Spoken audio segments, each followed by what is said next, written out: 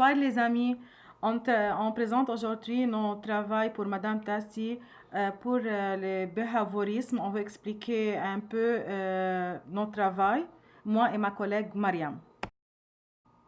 Bonsoir tout le monde. Aujourd'hui, on va commencer à expliquer qu'est-ce que ça veut dire behaviorisme. Le behaviorisme, c'est la science du comportement.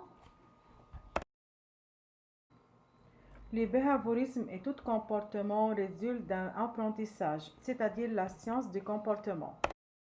Le début du behaviorisme remonte au début du XXe siècle. Il s'agit du premier grand paradigme de la psychologie. Le précurseur principal du behaviorisme s'appelle Pavlov.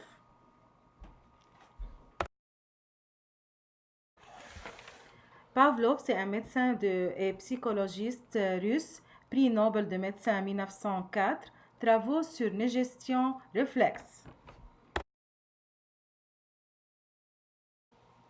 Le premier fondateur du behaviorisme aux États-Unis s'appelle Watson, John Watson. Psychologue américain, auteur du manifeste behavioriste, la psychologie telle qu'un behavioriste la voit, travaux sur apprentissage, psychologie de l'enfant. Le deuxième fondateur, c'est Skinner. C'est un fondateur des États-Unis. C'est un psychologue et philosophe américain extrêmement influent. Travaux sur apprentissage et l'éducation. Je compte maintenant le concept central du behaviorisme. Il s'agit du concept de conditionnement. La théorie du behaviorisme consiste à conditionner un comportement, c'est-à-dire faire apprendre un comportement. Il existe deux types de conditionnement. Conditionnement classique et le deuxième type, c'est conditionnement opérant. Comment on conditionnait un comportement? C'est-à-dire, comment on fait pour faire apprendre un comportement à un individu? Le principe du conditionnement classique, on l'appelle aussi pavlovien, c'est quand on produit un comportement répondant, c'est-à-dire un comportement involontaire. Le comportement qu'on va faire apprendre à l'individu sera reproduit d'une façon involontaire par l'individu en répondant à un stimulus. On agit avant le comportement, c'est-à-dire stimulus avant le réponse. Le conditionnement classique, l'expérience du chien de Pavlov.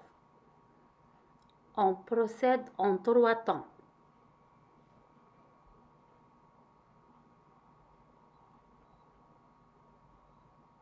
Le premier temps, on met un réflexe, c'est-à-dire un stimulus, qui va déclencher par réflexe un comportement, c'est-à-dire une réponse. On explique mieux lorsqu'on donne la nourriture à un chien, on déclenche par réflexe la salivation. Le deuxième temps, avant de présenter la nourriture au chien, on présente systématiquement un cloche. On répète plusieurs fois.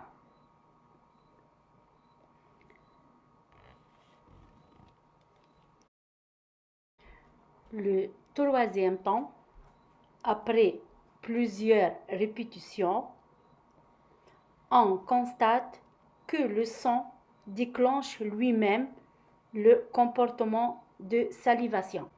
Après plusieurs répétitions, on trouve, même s'il n'y a pas de la nourriture, il y a seulement la cloche, on obtient la salivation.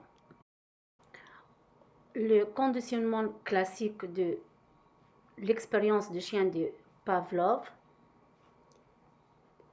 Le premier temps, la nourriture déclenche par réflexe la salivation, c'est-à-dire stimulus inconditionnel.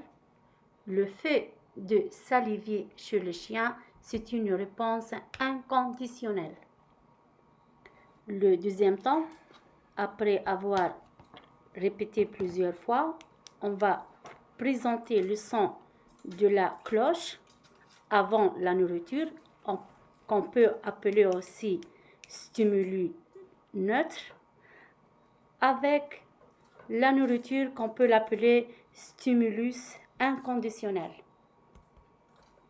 Le troisième, lorsque le son de cloche fait déclencher la salivation chez le chien, on l'appelle aussi stimulus conditionné, et la salivation qu'on appelle réponse conditionnelle. Le conditionnement opérant produit un comportement opérant, c'est-à-dire volontaire. Les comportements qui sont issus d'un conditionnement opérant seront produits d'une façon volontaire. Cette fois, on va agir après le comportement, pas avant. Il y a 4 types de variables de contrôle.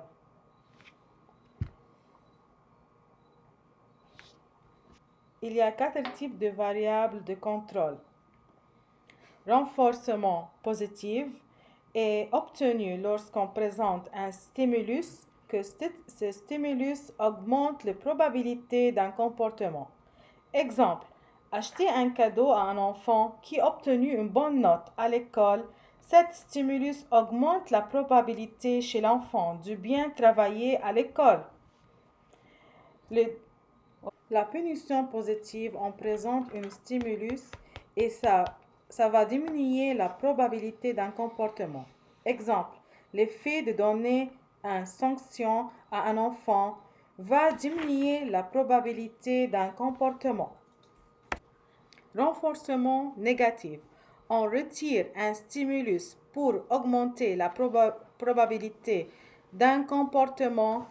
Par exemple, un enfant qui fait son devoir à côté d'un bruit dérangé, l'effet de supprimer le bruit va augmenter chez l'enfant fait sa devoir. Punition négative. On retire un stimulus pour diminuer un comportement. Par exemple, confisquer un jouet à un enfant qui a pris une mauvaise note à l'école va diminuer l'effet de mal travailler à l'école. En parlant de renforcement, qui est pour des éléments qui vont augmenter la probabilité d'un comportement, et parlant en contraire par la punition qui fait diminuer la probabilité d'un comportement. Aussi, le fait de présenter un stimulus, on parlera du positivité, et le fait de retirer un stimulus, on parlera de négativité.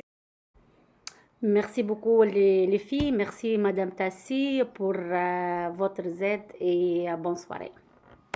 Merci beaucoup les filles et Madame Tassi, je vous remercie pour votre attention et ce travail fait avec Mariam et Lina. Merci.